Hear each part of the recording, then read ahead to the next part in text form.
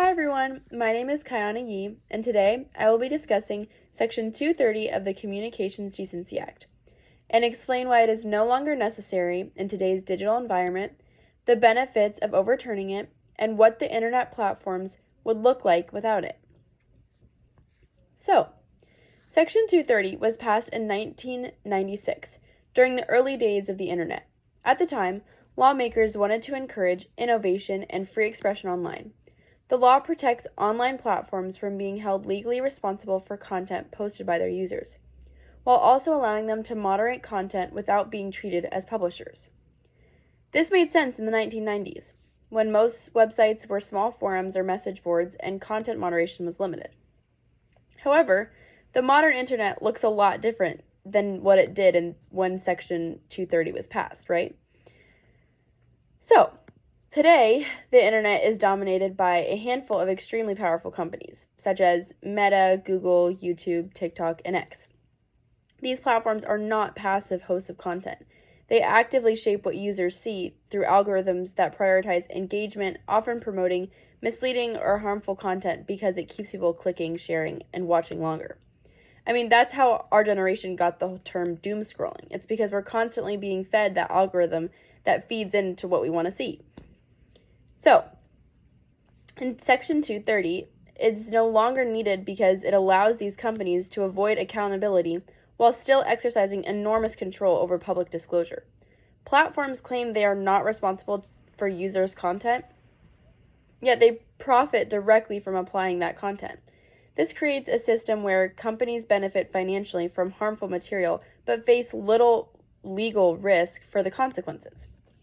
Another reason Section 230 is outdated is that these companies now have vast resources. They have the money, technology, and staffing to moderate content responsibly. The argument that platforms need broad legal immunity to survive may apply to small startups, but it does not apply to trillion-dollar corporations with global influence. Overturning or significantly reforming Section 230 would offer several important benefits. First, it would increase accountability. Platforms would be more cautious about allowing harmful or misleading content to spread if they could be held legally responsible for how their systems promote that content. Second, it would encourage better content moderation practices.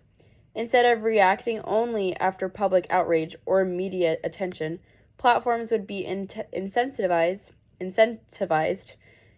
to proactively protect users from harassment, hate speech, misinformation, and exploitation.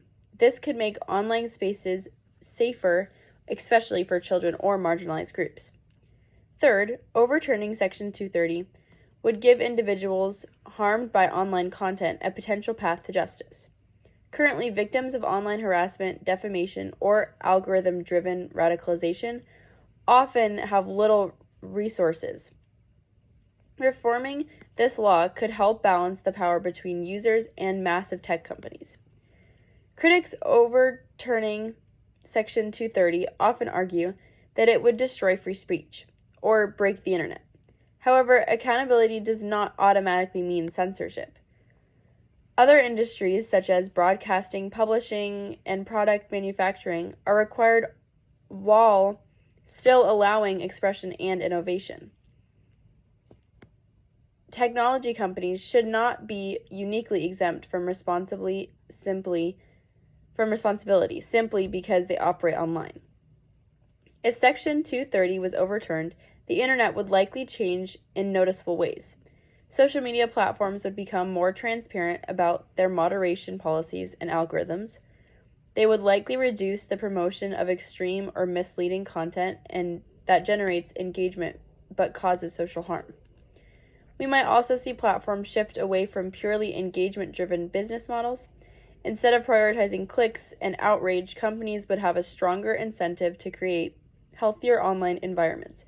While some content may be moderated more carefully, this does not mean that legitimate opinions or criticism would disappear. In conclusion, Section 230 played an important role in the early development of the internet, but it has not kept pace with the realities of today's digital world. The law now protects powerful corporations at the expense of users' safety and accountability. Overturning or reforming Section 230 would encourage responsible platform behavior, protect users from harm, and help ensure that the internet serves the public good rather than the corporation profit alone. For my research on this project, I use Electronic Frontier Foundation, which this website focused a lot on background and critiquing Section 230. And then I also used the New York Times article on reporting on Section 230 reform debates. And then lastly, I used the U.S. Supreme Court case and congressional hearings about Section 230. So those are my 3 sources, and then obviously I also used the textbook. But yeah, that's my presentation. Thank you.